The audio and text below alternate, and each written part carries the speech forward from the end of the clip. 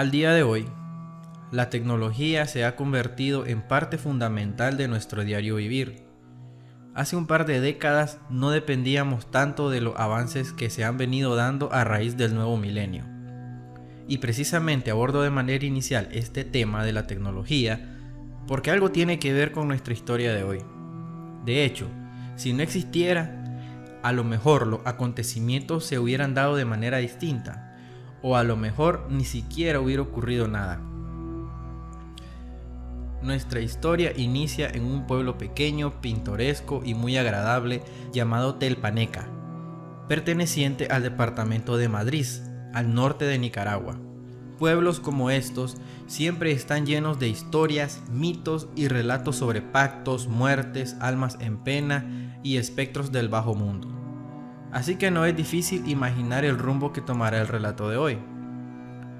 Aunque mencioné que la tecnología tiene mucho que ver en esta historia, no estoy refiriéndome a la tecnología de hoy en día, ya que esto que voy a contarles ocurrió aproximadamente hace 11-12 años, cuando aún las comunicaciones se limitaban a llamadas, mensajes de texto y correos electrónicos. Aunque los eventos que voy a relatar se desarrollan en Telpaneca, el protagonista de esta historia no era de ese pueblo. Él era habitante de la ciudad de Estelí, pero por motivos laborales tuvo que trasladarse por un tiempo a vivir a dicho lugar. Él tenía ya un par de años trabajando en el sector de la construcción, pero siempre trabajos pequeños. El trabajo que acababa de conseguir en Telpaneca era su primer trabajo grande, por así decirlo, ya que el cargo que desempeñaba tenía un rango bastante alto y con muchas responsabilidades. Recién egresado de la carrera de Ingeniería Civil, Miguel era todo un experto en lo que hacía, así que es comprensible que el puesto lo tenía bien ganado.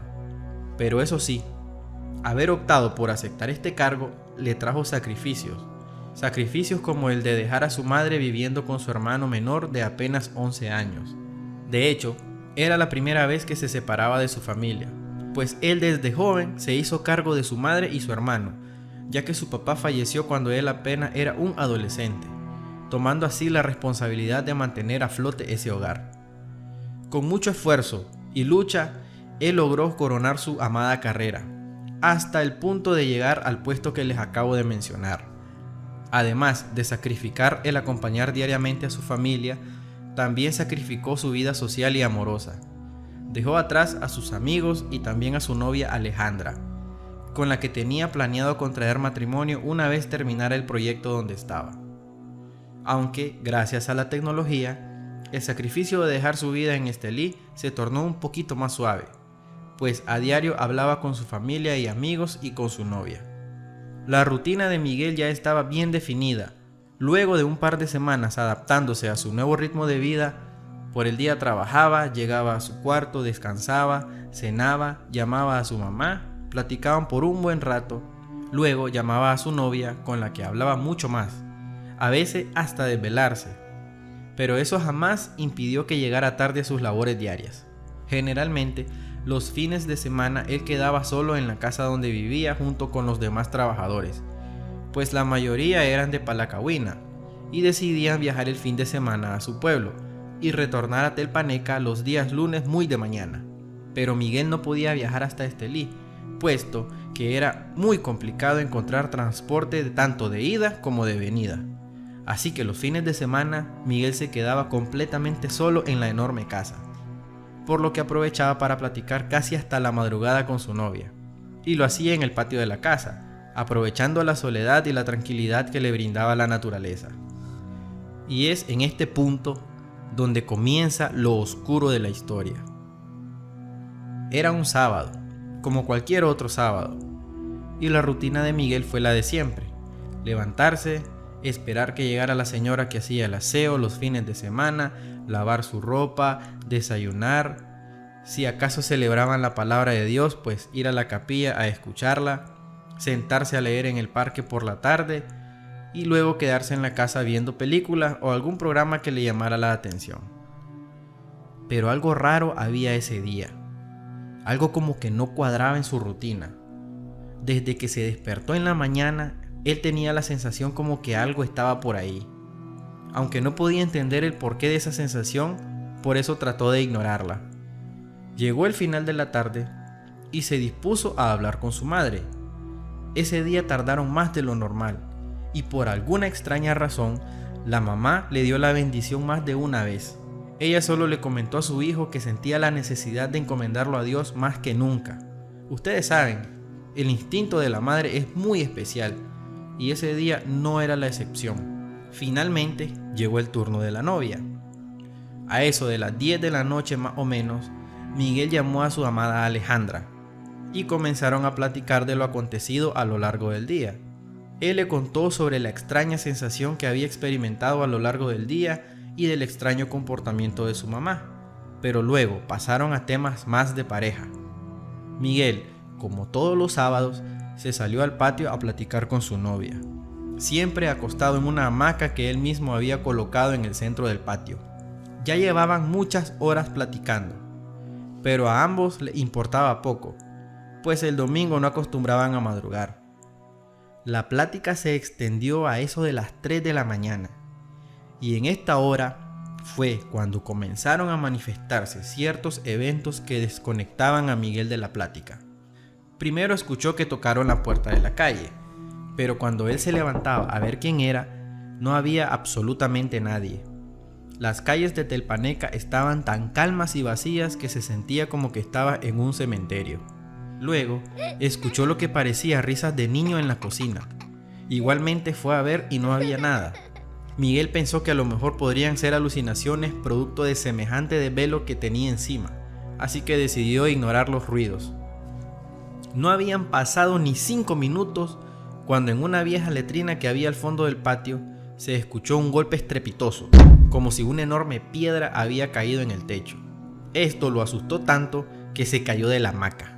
Alejandra le preguntó que qué había pasado, a lo que él respondió que al parecer alguien había arrojado una piedra al patio y cayó en el techo de la letrina. Obviamente ella se asustó, pues pensó que se trataba de algún ladrón, pero no era nada de eso. Miguel logró ver que lo que había caído en el techo era un gato negro de gran tamaño, mucho más grande que un gato común. El gato se quedó quieto y con la vista clavada frente a Miguel. Este no se inmutó ante el animal, pues se veía inofensivo, aparentemente, así que reanudó su plática con Alejandra, claro, sin despegarle la vista al gato. Ya llevaba unos 10 minutos allí el gato, y no hacía ningún movimiento. El comportamiento extraño del animal hizo que Miguel se sintiera un tanto incómodo, por lo que volvió a pausar la plática con su novia para espantar al gato. Pero el gato, en vez de irse, comenzó a moverse. Se puso de pie y de un salto cayó al suelo, siempre con la vista en el muchacho. De repente comenzó a dar pasos lentos en dirección a Miguel. Eran casi imperceptibles, pero poco a poco aceleró el caminar y Miguel pudo notar que se acercaba. A este punto ya la incomodidad de Miguel se comenzaba a transformar en miedo, pues jamás había visto a un gato actuar de esa manera. Ni corto ni perezoso, dio un par de pasos hacia atrás y volteó la mirada hacia el suelo, en busca de alguna piedra pequeña o alguna otra cosa para espantar al animal, y efectivamente, logró encontrar un pequeño limón. Sin pensarlo lo recogió para lanzarlo al gato, mientras Alejandra escuchaba todo en el teléfono, ya que Miguel le narraba en voz alta todo lo que acontecía. Cuando el muchacho volvió la vista hacia el gato, su cuerpo se llenó de horror. Sus brazos y piernas se congelaron. La voz se le cortó totalmente y sentía que la cabeza se le hacía más y más grande. Lo que tenía enfrente ya no era un gato, sino una enorme sombra o silueta. No sabría cómo definirlo, porque una sombra y una silueta es nada más eso, la forma de algo o alguien que obstruye el paso de la luz. Pero esta entidad era algo más. Tenía la forma de un hombre alto y flaco, cubierto con una túnica negra. No se le veían los pies, estaba como suspendido, como flotando en el aire, y en lo que podría decirse el rostro, se podían apreciar dos especies de chispas rojas en donde deberían ir los ojos, pero nada más. Así que podríamos decir que era eso, una sombra levitante con chispas en los ojos, pero que daba horror verla. La sombra se acercaba a Miguel, y él, como buen creyente que era, comenzó a recitar el Padre Nuestro mentalmente. Terminando la oración, sintió que su cuerpo comenzó a responderle. Su primera reacción fue dar un grito ensordecedor, y lo siguiente que hizo fue girar y correr hacia adentro de la casa. Sintió que la distancia se le hacía eterna, pero logró entrar. Ya adentro, cerró la puerta y le colocó cuanto pudo para asegurarla bien. Alejandra estaba angustiada al otro lado del teléfono, pues había escuchado el grito de su novio y pensó que algo malo le había pasado. En el transcurso de cerrar la puerta y ponerle objetos para asegurarla, Miguel había dejado el teléfono tirado en el suelo, pero se percató de ello porque escuchaba la voz de Alejandra. Levantó el teléfono y con voz temblorosa, casi agonizante, le dijo a su novia que la iba a llamar después, que no se preocupara, y le colgó. Miguel no sabía qué hacer. Sentía ganas de llorar, ganas de gritar, quería morirse. En ese momento dieron un fuerte golpe a la puerta, y Miguel corrió aterrado hacia su cuarto. Entró, cerró la puerta, se acostó y se metió debajo de las cobijas a temblar y a morirse de miedo. Pasaban los minutos y Miguel trataba de encontrarle una explicación lógica a lo que había pasado. En su interior él quería pensar que todo fue producto de su imaginación, provocado por el desvelo que tenía encima. Pero cada vez que se venía a su mente la imagen de esa entidad, el horror volvía a apoderarse de su ser. Tomó una decisión. Comenzó a recitar oraciones en voz alta. Comenzó con el Padre Nuestro, seguido del Ave María, la Salve y la oración de la medalla de San Benito. De repente escuchó que algo se cayó de su mesa de noche y al mismo tiempo una especie de ronroneo gatuno. Intentó no prestarle atención y repetía las mismas oraciones hasta que por fin apareció el sueño en él y poquito a poco se iba quedando dormido. Los primeros rayos de la mañana comenzaron a cubrir el pueblo y poco a poco los pobladores comenzaban a darle vida nuevamente a las calles. Miguel se despertó como a eso de las 10 de la mañana, con una terrible migraña y un malestar general un poco leve. Escuchó ruidos y de golpe recordó lo que había vivido.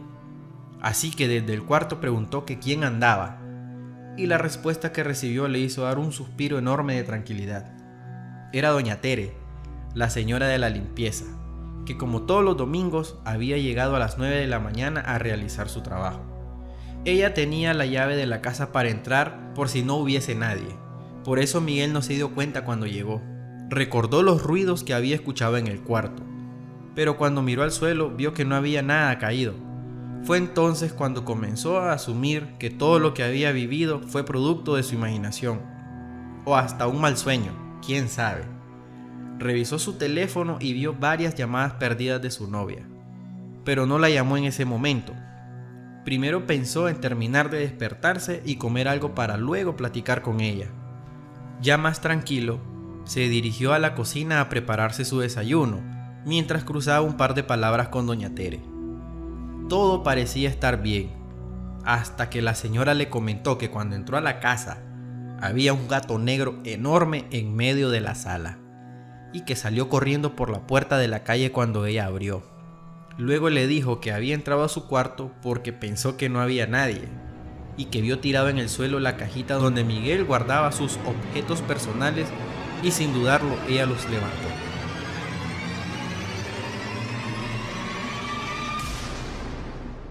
No había terminado de contarle la señora a Miguel cuando él comenzó a sudar helado. La presión se le comenzó a bajar poquito a poco y se le cerraban los ojos hasta que cayó desmayado.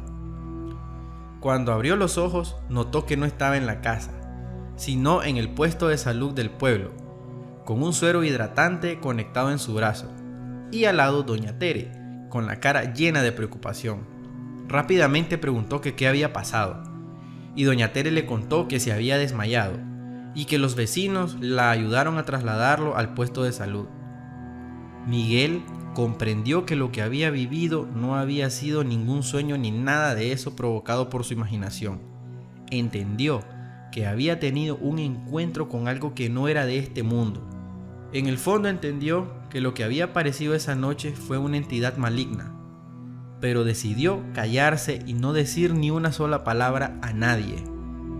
Le dieron de alta el mismo día, como a eso de mediodía, y sin perder el tiempo se dio la tarea de buscar una nueva casa en alquiler para él y sus compañeros de trabajo. Él ya no quería pasar una noche más en ese lugar donde había experimentado el horror en su máxima expresión. Entrada la noche, ya Miguel había trasladado toda la nueva casa que encontró, y esto le permitió sentir mucha tranquilidad en su agitado ser. La rutina fue la misma. Habló con su mamá y luego con la novia. A como pudo logró evitar contarle lo que había vivido y logró convencerla de que nada más había tenido un bajón de presión y que eso lo hizo sentir mal. Le comentó que al día siguiente se había desmayado y lo llevaron al hospital, por lo que su historia era algo creíble. Luego de 6 largos meses, el proyecto se terminó y Miguel regresó a su amado Estelí, pero jamás pudo sacarse de la mente la horrible experiencia que había vivido. Pasó el tiempo y Miguel se casó con Alejandra. Y por cosas del destino, Miguel tenía que viajar a Telpaneca a hacer unas diligencias para iniciar un nuevo proyecto que tendría lugar en San Juan de Río Coco, pero que él supervisaría desde la comodidad de su casa. Viajó en compañía de su esposa, realizó todo rápidamente y logró ganar algo de tiempo para visitar a las amistades que había dejado en el pueblo, entre ellas Doña Tere. Estuvieron platicando por largo rato, hasta que llegaron a la historia del desmayo de Miguel.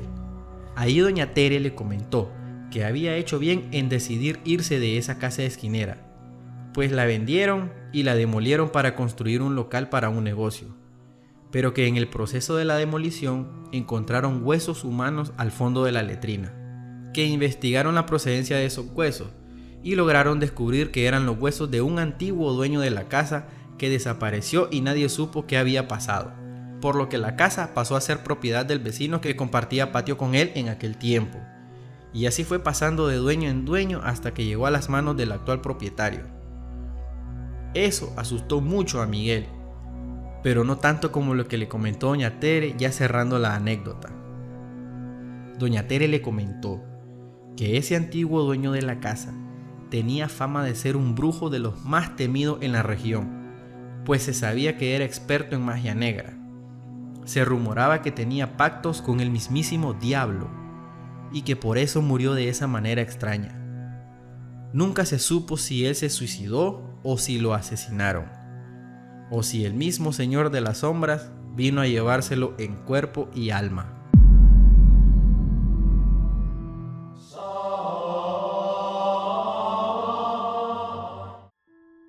Entre muchas anécdotas de espantos y apariciones que hemos escuchado a lo largo del tiempo, existen poquísimas que relatan manifestaciones de estos famosos personajes conocidos como los cipes, aquellos pequeños demonios que algunos llaman espíritus burlones y que son capaces de llevar a quienes tienen la mala suerte de encontrarlos a situaciones tan extremas que pueden quedar al borde de la muerte.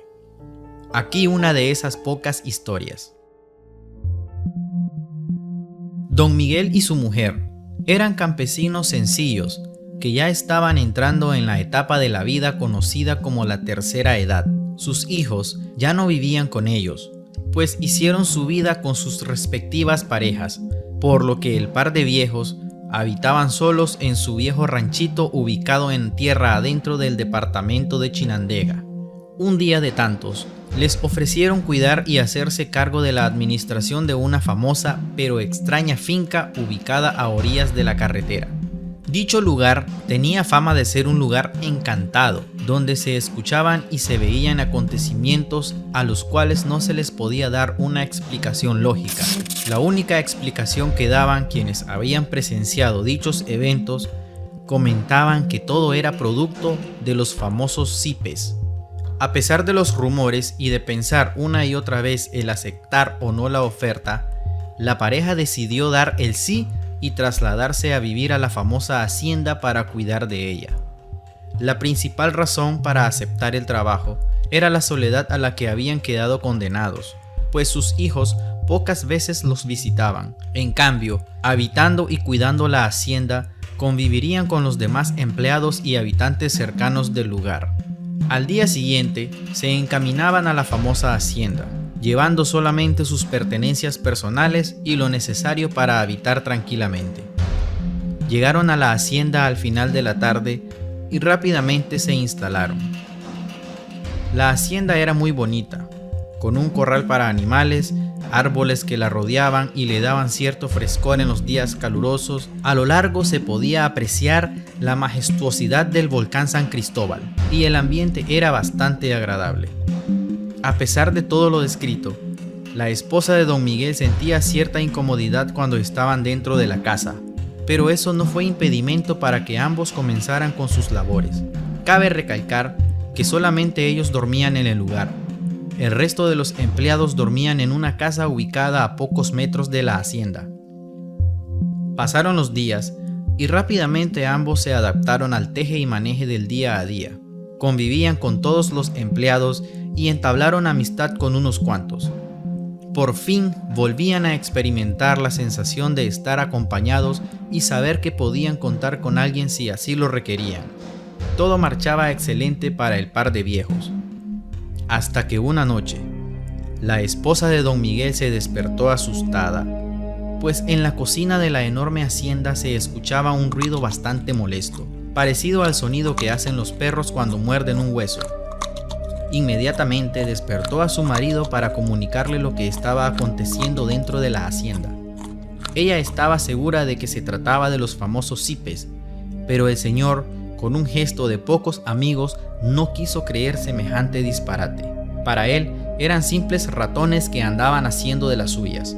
Don Miguel, con una risa burlesca, le pidió a su señora que lo dejara descansar, pues había tenido un día muy pesado.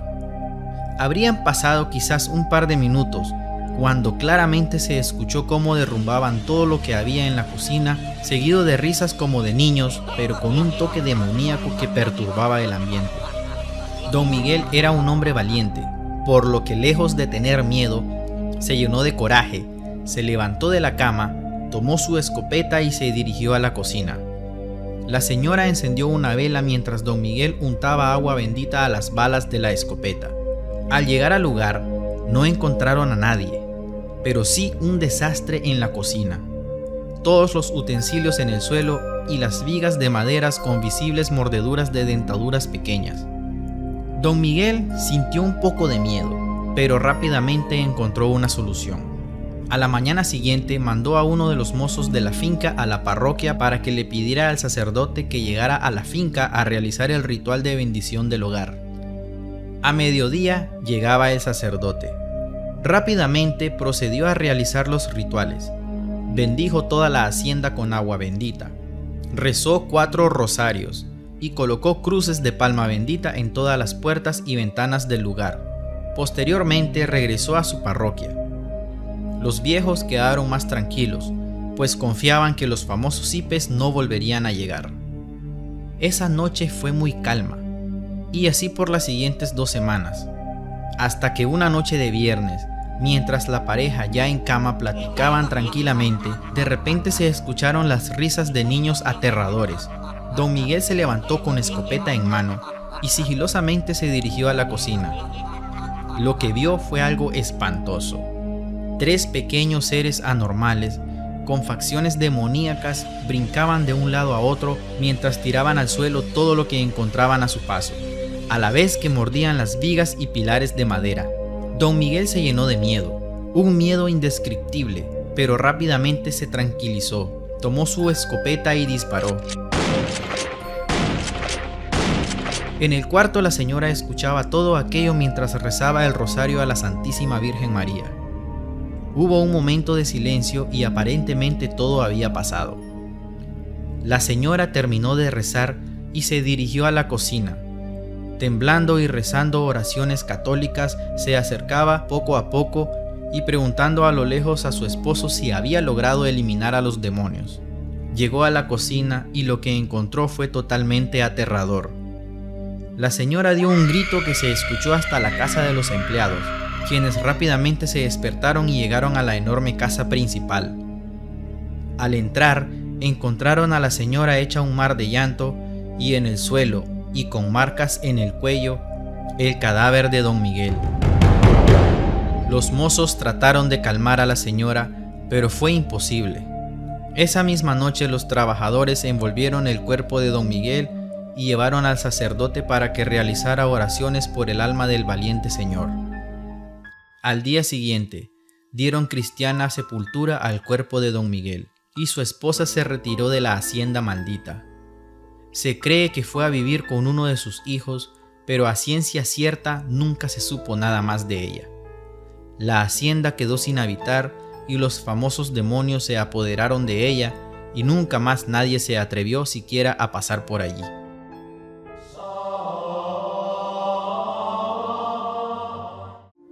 Según creyentes religiosos y expertos en esoterismo y artes oscuras, la Ouija, más que un tablero, es una especie de portal que se utiliza para comunicarse con seres del más allá, seres que partieron de este mundo, entidades del inframundo y todo lo que tenga que ver con esa índole, ya sea para una simple consulta o para intentar conseguir información trascendental. El detalle de este tablero es que si no se sabe utilizar correctamente, pueden pasar cosas demasiado fuertes y macabras.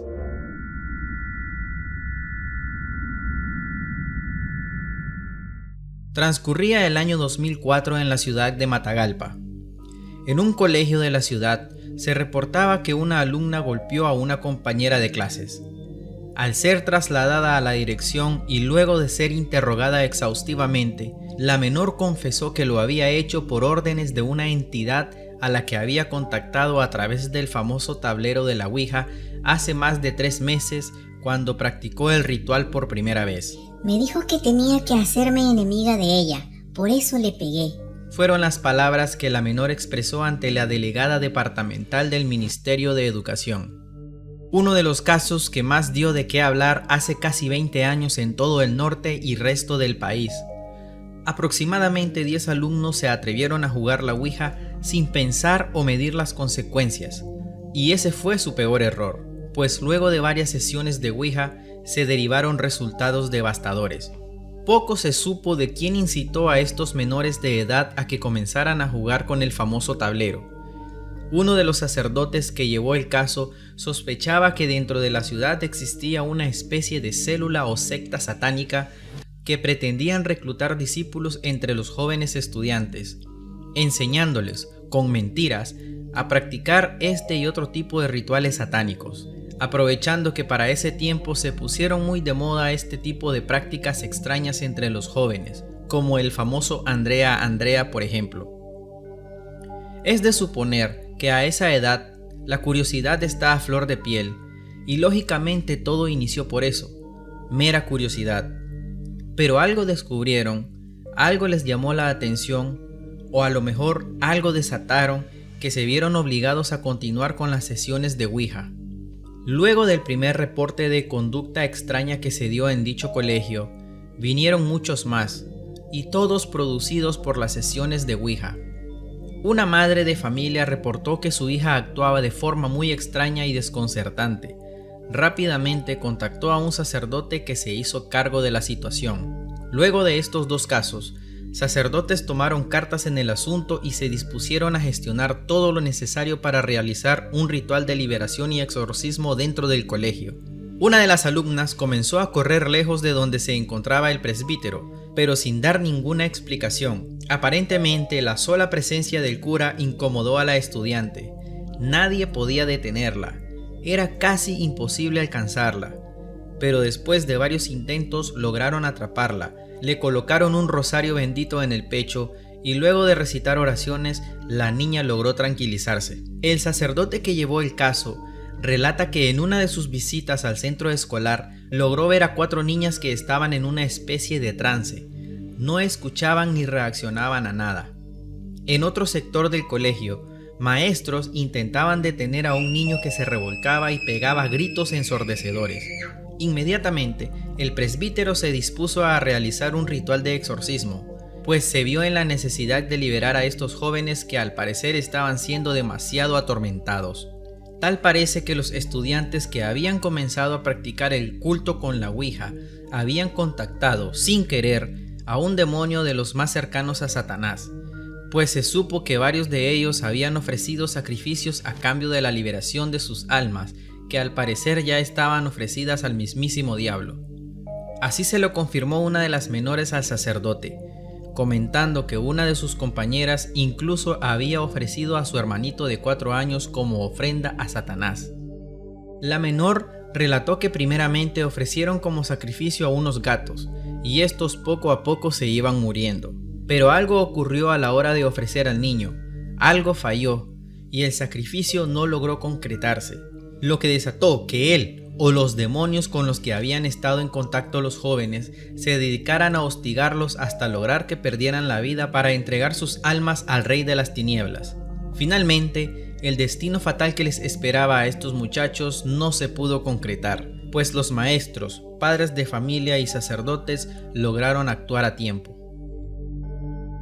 Este ha sido uno de los casos más conocidos en Nicaragua que tienen que ver con la famosa Ouija, pero a lo mejor existen otros que no tuvieron relevancia y quedaron en el olvido, tal vez por escepticismo, tal vez por falta de información o a lo mejor porque las víctimas optaron por no revelar nada. Sin duda alguna, las anécdotas que se relatan sobre el tablero de la Ouija y la ignorancia de saber realizar los ritos correctamente rara vez tienen un final medianamente feliz. Al menos este famoso caso que sucedió en Matagalpa sí lo tuvo, pero quién sabe.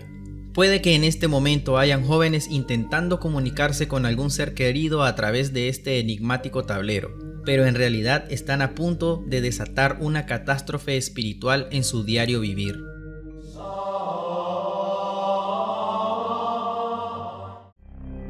Creo que tanto ustedes como yo hemos escuchado un sinfín de historias y relatos sobre casas embrujadas, actividad paranormal en hogares o entes malignos. Desde molestar a miembros específicos de una familia hasta actos y manifestaciones que muchas veces terminan en tragedia. Esta historia enviada por una seguidora de nuestro contenido y a quien conozco personalmente es una historia bastante fuerte y que de alguna manera aún no tiene un desenlace. Esto ocurrió en el año 2008, a quien nos compartió la historia, que para mantener su identidad en el anonimato la llamaremos Marcela. La hermana de Marcela, a quien llamaremos Melissa, y su esposo, tomaron la decisión de mudarse a Costa Rica para trabajar y poder mejorar su casa, dejando al cuidado de esta a una tía a quien llamaremos Muriel. A Muriel la acompañaba su esposo. Un año después, Melissa y su esposo deciden regresar a Nicaragua para comenzar a cumplir su objetivo de mejorar su casa. Pero la sorpresa que encontraron fue muy inquietante. La casa que encontraron ya no era ni la sombra de lo que habían dejado. Encontraron la casa toda oscura. En todos sus rincones se sentía una sensación fría y de miedo. Poco a poco comenzaron a limpiar, y a medida que la limpieza avanzaba con los días, se toparon con que en algunas partes de la casa había manchas de cera negra de velas. Para ese entonces, en el sector donde vivían, los cortes de energía eléctrica eran bastante frecuentes, así que pensaron que este era el motivo por el cual encendían candelas y veladoras, aunque lo raro es que eran negras. Luego de haber finalizado gran parte de la limpieza, un día de tantos les comenzó a invadir un escalofrío, al punto de ponerles la piel muy eriza. Esto ocurría cada vez que entraban a la casa. De repente, las cosas empeoraron. Comenzaron a verse sombras y a escucharse ruidos como si arañaban las paredes y el techo. Llegó un punto en el que ya no querían dormir ahí y se quedaban donde la mamá de Marcela y Melissa. Hablando con sus familiares, estos les aconsejaron exponer el caso a un sacerdote, por lo que la iglesia, luego de estudiar el caso, les confirmaron lo que ya sospechaban. Su casa había sido utilizada para realizar rituales satánicos. El sacerdote les dio una serie de instrucciones y rituales que tenían que realizar si querían liberar el inmueble de la energía oscura y posibles entidades demoníacas que habitaban en este. Hicieron de todo: esparcir agua bendita en toda la casa, colocar palmas benditas en entradas y ventanas, y usar protección espiritual, y mucho más, pero no ayudó mucho, ya que los ruidos y sombras continuaron acechándoles. Desesperados, deciden dirigirse a la catedral de su diócesis. Allí encontraron a un sacerdote que al parecer era experto en este tipo de casos. Él se encargó de todo. Realizó una serie de rituales, oraciones, liberación y todo lo que era necesario para expulsar de una vez por todas a las entidades que habitaban en la casa y atormentaban a sus habitantes. Al día de hoy se puede decir que la casa en sí no quedó del todo limpia, ya que todavía, aunque esporádicamente, se ven sombras y se escuchan llantos y lamentos, sea de día o de noche. Pero lo más horrible que pudieron experimentar fue cuando en el año 2013 nace la hija de Melissa. Al parecer, algo bajaba a la bebé de la cuna, ya que siempre la encontraban en el suelo.